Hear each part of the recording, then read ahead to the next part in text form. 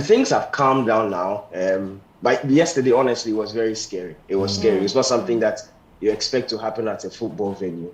Around 10 minutes to the game, we, the Ghanaian journalists in the media section, were a bit scattered because of how the things went. So we managed to come together. We're about five of us, myself and two, a colleague from Joy, two guys from Asempa FM. So we were five sitting in one particular corner, 10 minutes to the game.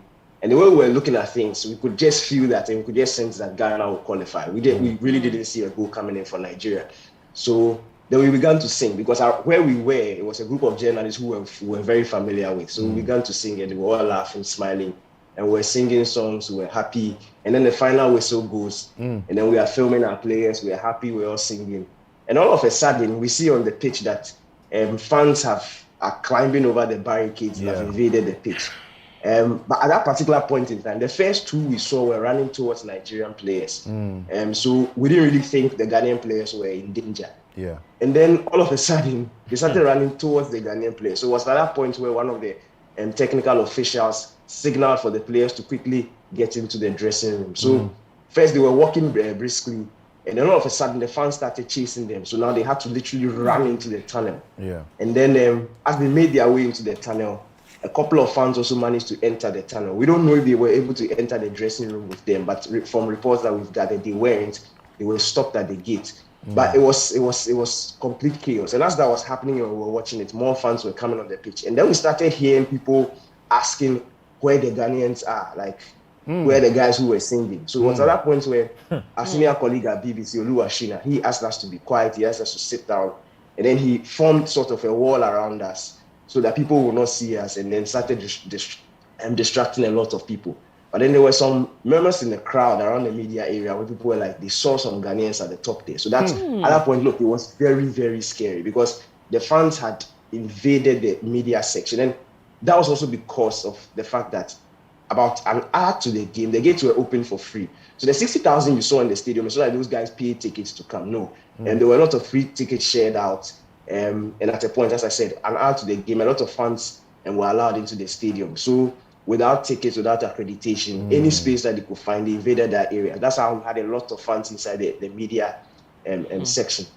So then we were quickly ushered through some back route. Yeah. And then we managed to enter a room very close to the media center. But we couldn't make our way through the hallway to the media center because fans were in the hallway.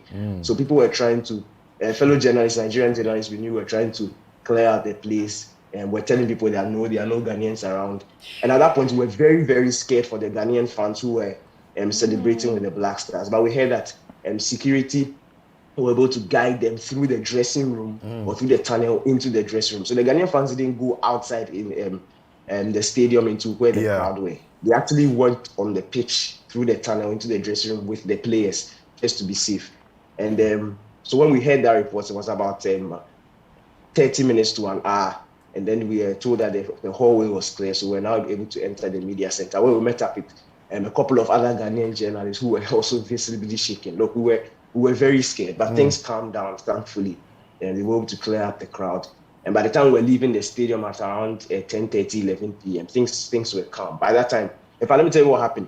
I had to give my Citi jacket to a TV3 colleague because his jacket had red, gold, green on it.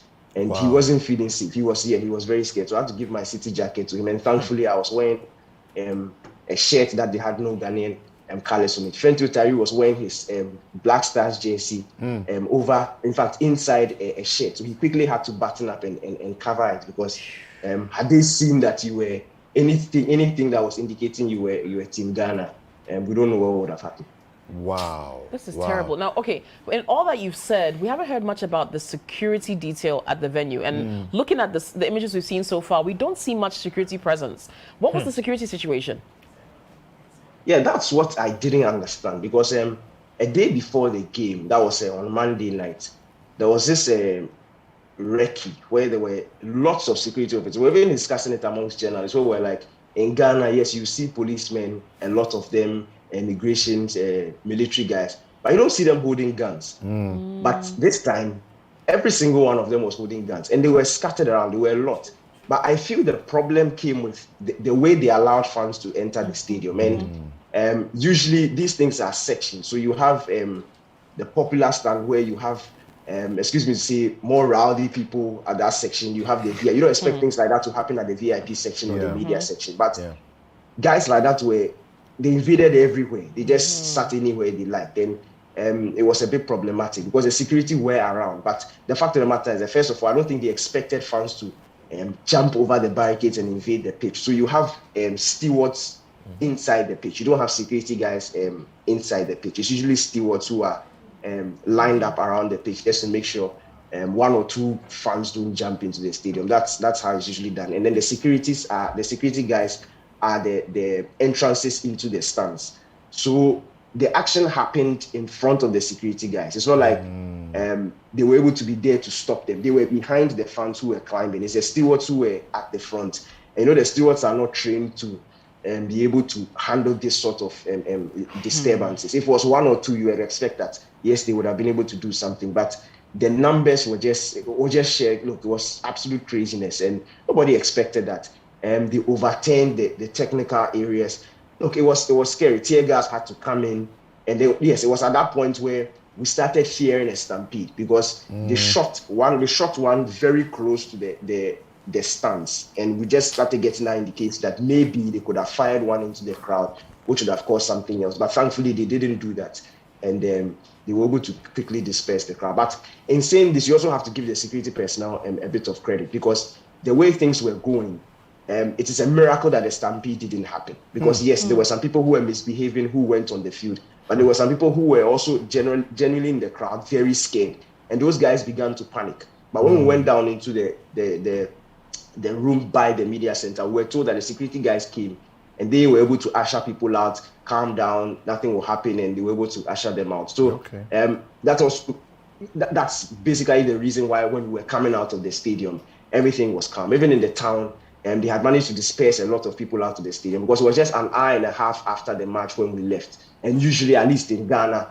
people will still be outside, but the roads were empty around the stadium. It was only cleaners and the workers who were allowed to work, but everybody else was dispersed from the area around the stadium. And we heard about the unfortunate death of the Zambian doctor who got caught up in the melee. What was your perspective on that? I mean, while you guys were trying to take shelter, this guy was apparently beaten and trampled on. Yeah, when we heard the news, we were surprised. Apparently, it happened in front of the Ghanaian dressing room. He fainted, and then we are gathering reports that the emergency services didn't come in time.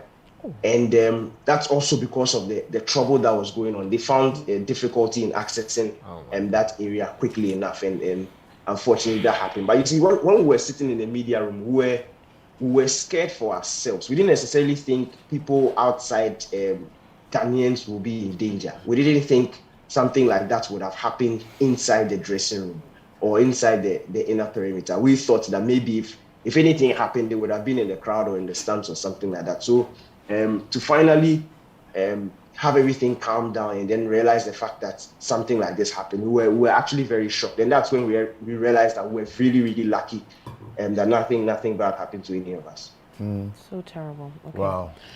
Well, I mean, thank you for the update. What are your plans for the rest of the day?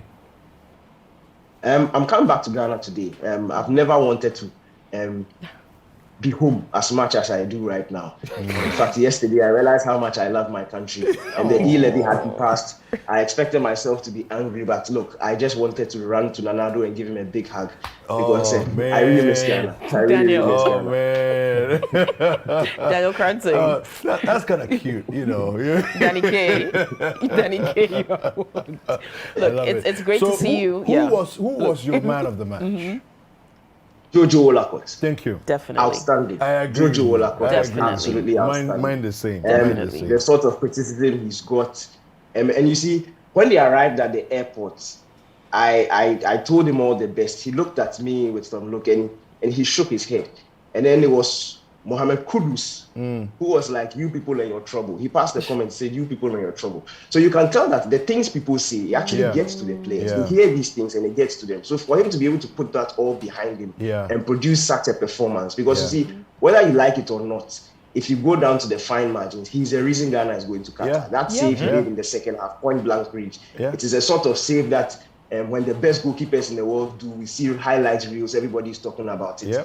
And for somebody who has received such criticism, vilification, I think a lot of people have eaten humble pie because he was superb, not just in Abuja, but in Kumasi also. He made that save in the second half against Moses Simon. Yeah. And that ensured that we ended that game goalless. And then again yesterday, look, the entire stadium stood up. When the cross came in, everybody stood up. And I was like, goodness. And I was telling God, if we were going to let the Nigerians score, why at this time? And all of a sudden, the hand of Olakot came out of nowhere and saved the ball. So it was those sort of moments that, look, yes, you guys watched it on TV, but when you watch it live, it's unreal. And we owe him a big thank you because he was sensational yesterday. He rose to the occasion. But what was up with Jordan Ayew?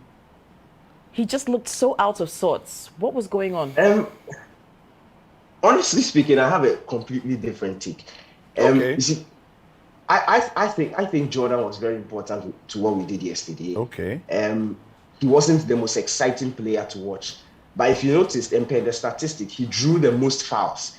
Anytime there was pressure on Ghana, he was the first outlet. They gave the ball to him. He drew a couple of defenders, and then he caused the foul, and everybody was able to calm down. You see, and if you're in the stadium, you see his antics. He was telling the guys, just relax, give the ball to me, relax. There was no need to panic. And you see, if you didn't have somebody like that at that moment, and we saw it, not to criticize anybody, but anytime the ball went to the other side of the pitch with Fatal Ishahaku, the youngster, he was always panicking. When he had the ball, he attempted to go past 2-3 players, and then you lose it, and pressure comes back on the Black Stars. So it's those fine margins, and it just shows you the experience that Jordan has. But unfortunately, he picked up an injury just before the first half ended. And that's another thing you need to give him credit for, because they were going to sub him before halftime. But he insisted he remains on the pitch. He said he could continue just to the end of the game. And you also have to credit that, because that also fed into the tactical change at the beginning of the second half. Maybe had they sacked him just before the first half, Ghana wouldn't have gone into the shape that we had gone into, and anything could have happened. And so credit to him. For me, he played a very key part in that first half. I always say it, you always play according to a plan. If your role is to score goals, yes, you get a lot of plaudits. Nobody really gives a lot of plaudits to the guy who is making fouls and hacking down players, but he's been asked to do a job. But that is not nice to see. So people don't really give that a lot of credit. So I think we should take it easy on Jordan. Yes, he's by profile, he's a striker. He's supposed to be scoring goals, but he doesn't play as a striker for the Black Stars. So we need to understand the role he's been given and then apply our wisdom to it when we are judging him and based on his performance on the pitch. Thank you for that perspective. Your perspective is incredible. I love it. I've never thought of it like that.